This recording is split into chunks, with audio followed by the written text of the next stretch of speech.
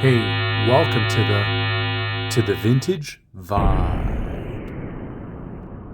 Welcome to the Vintage Vibe, where this week we're going to take a peek at none other than the Sony TA-N77ES. And for those who know, the ES stands for Elevated Standard, and that's what this was. This was the top of the line in the mid 80s up to about 1988 for Sony. This was the amplifier that as a kid, I wanted this or an Onkyo. It was the red, meters that really kind of fascinated me on these things. If you just call it what it is, it's a beautiful amplifier. I mean, if there was pinups like there were of cars back in the 80s, Lamborghinis and stuff you put on your wall, this would be one of the amplifiers. And it's taken me all these years to finally get my hands on one of these.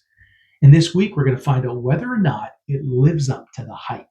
So we'll talk a little bit about the amp. We'll talk a little bit about the features. We'll go over, what you can expect in terms of service with one of these. If you can find one, how much are they worth nowadays? How does it sound? And ultimately, will it, stick around in my vintage audio collection? Or is this something that you should add to your collection? All that and a little bit more right here on the Vintage Vibe. The TA-N77ES, an absolute masterpiece, and made by, one of the most recognizable names in consumer electronics. It's a Sony. And they managed, in a period of time where people were coming out with plasticky junk, to build this behemoth, weighing in over 50 pounds and just exquisitely built, top to bottom, left to right, inside, outside, you name it. And talking about the outside, it was packed with all kinds of features in terms of a power amplifier, because you normally don't get any. These beautiful rosewood side cheeks, these lovely meters. I mean, if Ferrari had their redhead, the Testarossa, these lovely red eyes, this is Sony's redhead, the 77ES, and those meters are, dare I say, hypnotizing. And so is the sound that comes out of this thing with a massive power supply. All in all, a beautiful package that I've had the absolute pleasure to sit down and listen to and just enjoy. And I want to share a little bit of that with you here. For now, let's just get one last look. Beautiful. Come gather around for a story of audio. It's like gather around the campfire. Come on, kids. Hey, this is a great idea. When you go camping next time, rather than telling ghost stories, why not gather the family around the good old fire and talk about Techniques and Luxman and Sony and Pioneer? Couldn't you? No? Okay, well, we're going to talk about it today because it's my show. So here's the story behind the amp, in case you're wondering. I came across this amplifier on a trip out in Kelowna, British Columbia. A shop out there called Hi-Fi Attic. Shout out to them if Kane's watching. Great guys, great shop. They had a couple of these that were traded in. And supposedly when I was there the previous time visiting, because sometimes I just, hang out at audio stores like you've never done that. He supposedly had this here and I missed it. I would have, you don't forget a face like this. But the second time I went back, he had it there and I was like, whoa, what that? What do you want for that? So I got my hands on it. He shipped it to Ontario here to the lounge, and I'm forever thankful because this was an amplifier that I tried to acquire over 20 years ago. When I got into the vintage audio hobby is when I discovered eBay. And this might be a story that some of you can relate to. And I found late night one night a Sansui 5050 receiver, and that sparked my affair with vintage audio. And I just love that you could scroll through the pages and just see all this amazing gear, right? I just love the build quality, the construction. This is beautiful stuff from a bygone era. You don't see stuff like this anymore. I'm not saying new amps aren't good, but hey, let's face it, this is pretty. So back at that time, you could pick up a 77 ES for about $5,550 Canadian dollars. And that was still a lot because, SX1250s were $400-$500. I picked up an SA1000 back then for $650. Heck, someone gave me for free an SX1980, a Pioneer. They said they'd take it, right? Wouldn't take my money. But I tried to get one of these about 20 years ago. A guy named Gabby. If he's watching the show, Gabby, this is to you. He was an avid collector in the city where I reside, and he had this amp, and he wouldn't sell it to me. Gabby had all kinds of cool stuff, Sansui speakers from Europe, the cool ones, the ones that look like JBL, not the cheap ones with 20 drivers in them. Gabby had racks of amplifiers, and he had one of these, and he wouldn't part with it. And every time I tried to grab one, they would get on the market and gone that quickly. So when I finally had a chance to procure this one, to get it from the folks at Hi-Fi Attic, have it shipped out here and arrive in perfect condition, I mean, JG's a happy boy. Okay, so let's talk a little bit about some of the specifications. This amplifier with a 4 ohm load, both channels driven, 20 hertz to 20,000 hertz, you're looking at 270 watts per channel minimum RMS power with no more than 0.006% total harmonic distortion. Wow. Now at an 8 ohm load, you're going to be pushing 200 watts per channel, no more than 0.004% total harmonic distortion. And this amp is capable of dynamic power, so an instantaneous peak at a 1 ohm load over 600 watts when driven in mono. So pretty powerful amplifier. When you actually open up this amplifier, and we will open it up shortly, you'll understand why this thing was able to deliver the amount of current and the sound that it does. So first and foremost, I want to bring your attention to, why it's the most friendly amplifier, out there. Why it's a Sony. Doesn't that just make you smile? All Sony products say, it's a Sony. So right there is your power switch. I mean, this has got a few more features than maybe the average amplifier because you can, select speakers A, B, and A and B right here at the click of a button, or you can turn them off, which is what I've got them at right now. You have meters on and meters off. So as simple as voila, or we're back on. We have over here variable inputs as well as fixed inputs. Now I've got it at variable right now, and I'll explain in a moment why. And then we have attenuators. Now this, I will not say is gain, this is attenuation. These are actual accurate volume pots, so you can truly use this amplifier as a preamplifier, essentially, if you feed a direct source in it. Now remember, this is the time of CD players and really, the beginning of higher resolution. So you're able to switch this to a variable setting and use these as volume controls and get the purest sound possible to this amplifier, bypassing your preamplifier, which is how I listen to it, to try to get a honest review out of it. And who doesn't love the stereo power amplifier, spontaneous twin drive? Now, supposedly this circuit was actually designed by Sony and sold thereafter to Accuphase. Interesting. Don't know if that's true, but seems to have some validity to it from what I've researched. Now, when we fire this amplifier up, and we'll go through the cycle of it right now, we're going to turn it off. When we fire it up, first thing that happens is the protection light comes up. The stereo light is on because we're on stereo mode right now. There's a switch on the back for that. And once it comes out of protection, which is about 6 to 7 seconds, then the lights will illuminate, or again, we can turn them off. And I operate it usually with the lights off. One, I do believe that probably the lights in the circus can be a source of interference, might affect the sound quality. And I know that these bulbs, we'll talk about this in the surface side of things, these are prone to burning out. So I like to leave them off unless I want to be hypnotized at night with bouncing meters, which I, sometimes are in the mood for. What a lovely rear end on this amplifier. That didn't sound right. Lovely back end. That's, you know what I'm saying. Okay, so the back of the amplifier. We have our fixed inputs and our variable inputs. If you're using a preamp, you're using these. If you're doing a direct input, you're using these. And you have provisions for right and left RCA, or if you're operating in mono, you're just going to use the left, whether it's in fixed or variable. There is your switch for mono or stereo operation. And then we have speaker A and speaker B.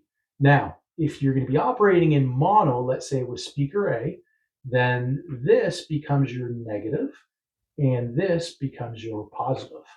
And if you're going to operate in speaker B, this again becomes your negative and this becomes your positive. Now, when you are using the amp in mono, you can either run speaker A or speaker B. You can actually run speaker A and B together, but you cannot have a combined load of less than 16 ohms if you're going to do that. If you're going to use one speaker in mono, then you can have as low as 8 ohms. You can't run a 4 ohm load when you're in mono, only in stereo. Now, I've never tried to see if it will operate in. I'm sure it will because the amp is capable of, 1 ohm instantaneous bursts of power, but you wouldn't want to run it in that for long or drive it because you could fry the amplifier. Interestingly enough, if we look at the serial plate here, just turn this over a little closer, you can see that the amplifier can draw up to 950 watts. So that's a fair amount of power consumption. It's a hungry amplifier, no doubt, because it is a big, heavy amplifier. It's got to weigh about, 60, 65 pounds. It's quite a hulking amp. Okay, we are looking inside the Sony, where the magic happens. So what do we got going on? I want to give you an idea of scale, first of all. This is a quarter. That is a big transformer. This is big, hefty. And we can see it sitting on top of, it's almost a resin base. And if I recall correctly, they called that a Gibraltar chassis. And it's to reduce resonation and vibration, hence the kind of honeycomb appearance to it. And everything sits on top of that Gibraltar chassis. And you can see here some beautiful capacitors here. These are the audiophile grade Nippon capacitors. I think these are the gold, they call them. Quite nice. I'm going to take a little bit of a closer look and see whether or not they've ever been replaced or if that is factory. It doesn't look like there's been any soldering done. I think that is factory. And then you have your one main heatsink here. Now I see some of these green caps. Those are likely Muse. That's the cap. And you can see our other board here with a couple of those again. Again, I'm pretty positive that's a Muse, that cap. Zoom in here. So some decent quality capacitors. Now underneath this cover will be the row of capacitors. Now don't ask me to remove this. I'm not unscrewing it. Sometimes you just leave things be as they are. And it's nicely put together. A hell of a lot nicer looking than the Harman Kardon HK990 you'll see on one of my upcoming episodes. So no surprise why this thing can achieve the output that it does, because she has a beefy internal. Okay, I got the manual because I want to share something with you. Too many numbers. I just, as good as my brain is with vintage audio, I don't remember everything. So interestingly enough, the North American version differs from the North Europe version of this amp. And in the case of the TA-77ES, you would want a North American version over the North European version because this one has more output. So let me give you an example here. If you were to run this amplifier at a 6 ohm load in North America, you're going to get 230 watts per channel. In North Europe, 190. If you were to run it in an 8 ohm load here in North America, 200 watts per channel. In North Europe, 160.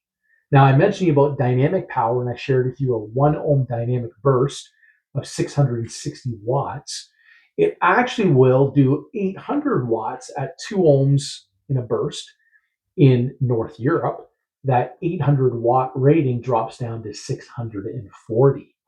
So it would seem that the power supplies in these amplifiers differ between the North American version and the European version. Now, what can you expect in terms of maintenance with the amplifier?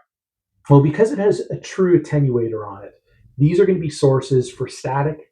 Now, these ones dead silent, but you might have to expect to have to clean them at some point.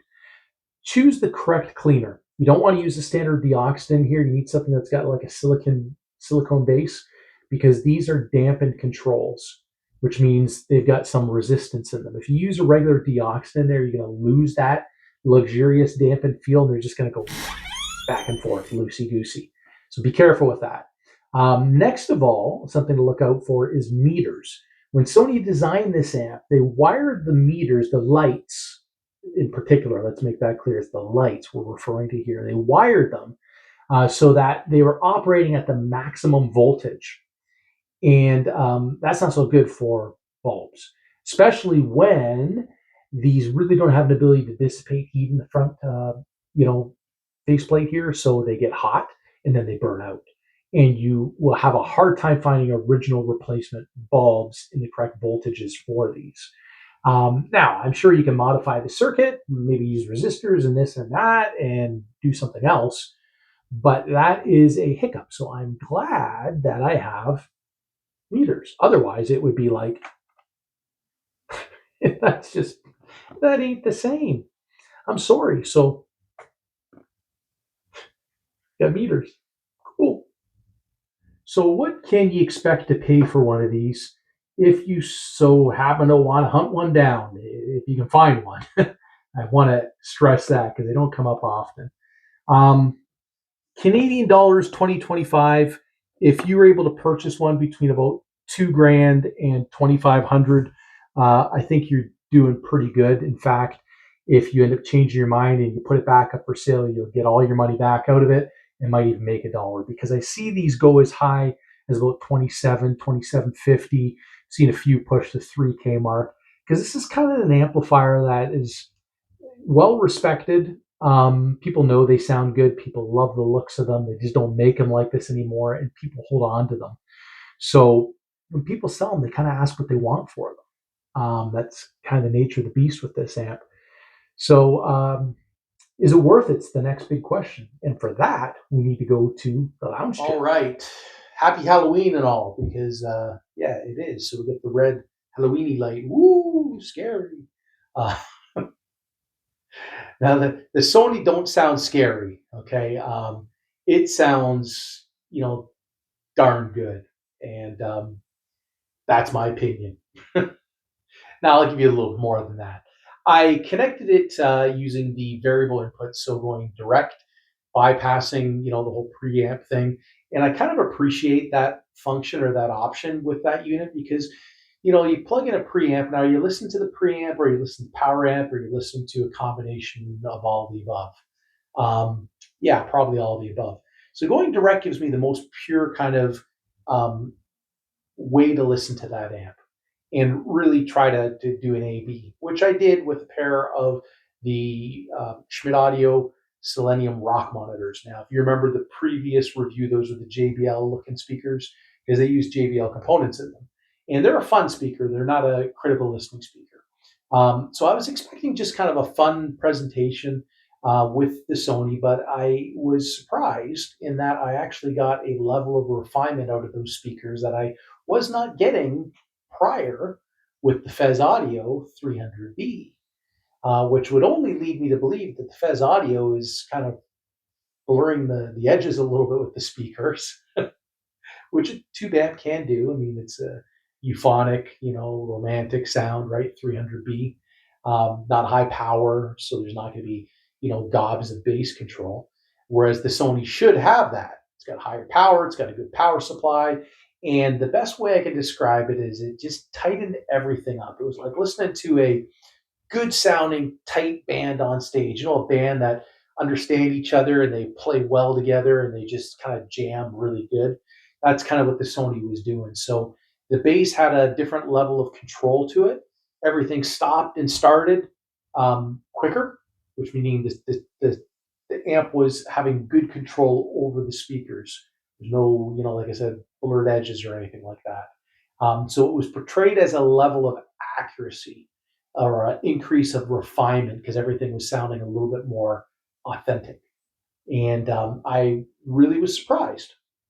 So I then hooked up the mini Ubies, which is part of, again, the Schmidt Audio line of speakers called Ubiquitous. And that's an omnipolar speaker. It's a refined speaker. It is a critical listening speaker. And I expected all of a sudden it was going to be like, boom, like blow me out of the water. But it was just as I expected the mini Ubies to sound. So that's a speaker that it's more refined. And actually, with the Sony amp, it just sounds like it normally sounds, just refined and good. But the Sony, dare I say, took a speaker prior, the Selenium Rock monitor, and tidied them up, brought a little level of refinement to the speakers. And that's kind of cool, actually, in a sense. So a good sounding amplifier that makes kind of speakers sound better sometimes. that makes sense to you? I'm sure you know what I mean, because you have some speakers that sound different and better depending on the amplifier. Then you have some speakers that just sound always good and kind of the same.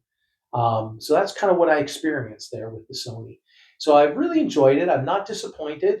The meters are hypnotizing. It's a beautiful piece of vintage audio that really can run with modern equipment.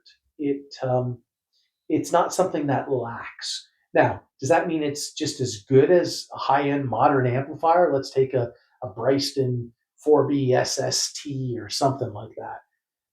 No, I think in that case, the modern amp is going to best it. It's going to do it a little bit in some instances, but it's not lacking. And for an amp that's over 40 years old, basically, almost 40 years, let's say, old, to be able to compete with something modern with a lot more tech, that's pretty damn impressive. That's a vintage audio amp that doesn't sound really vintage, if you know what I mean.